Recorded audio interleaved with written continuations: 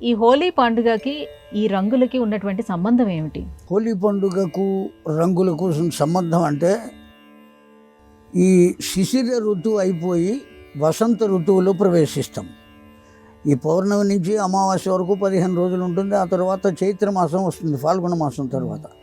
ఉత్తర హిందూస్థానం వాళ్లకు ఈ పౌర్ణమితోనే ఈ సంవత్సరం అయిపోతుంది. వాళ్ళకు రేపే ఉగాది. ఈ పౌర్ణమి అయిపోయిన తర్వాత ఉగాది వాళ్ళకు. మనకు అమావాస్య తర్వాత అయితే వాళ్ళకు పౌర్ణమి తర్వాత అవుతుంది. ఆ కారణం చేత ఈ శిశిర ఋతువు అయిపోయి వసంత ఋతువు వచ్చి కొత్త కొత్త చిగుర్లు వస్తాయి, అనేక రంగులతో పుష్పాలు వస్తాయి, అనేక రంగులతో ఆకులు వస్తాయి. వీటిని అన్నిటికీ సంకేతంగా ఈ పౌర్ణమి నాడు అనేకమైన రంగులు ఒంటిని దద్దల్లుకుంటారు. రెండో విషయం ఏమంటే ఈ శిశిర ఋతువు వెళ్ళిపోయి ఆ చల్లని వాతావరణం అంతా అయిపోయి వెచ్చటి వాతావరణం వస్తుంది వసంత ఋతువులో. కనుక ఈ వాతావరణానికి తట్టుకోవటానికి కావలసినటువంటి ఆ రంగుల్ని మోదుగ పూల ద్వారా తయారు చేస్తారు. ఆ మోదుగ పూలల్లో ఔషధ లక్షణాలు ఉన్నాయి.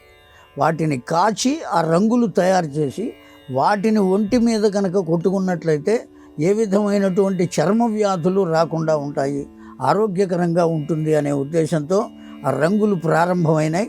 ఆ రంగులు అనేక రంగులు ఏవో పొళ్ళు తీసుకొచ్చి చల్లుకునే వరకు వచ్చింది. ఇది విషయం.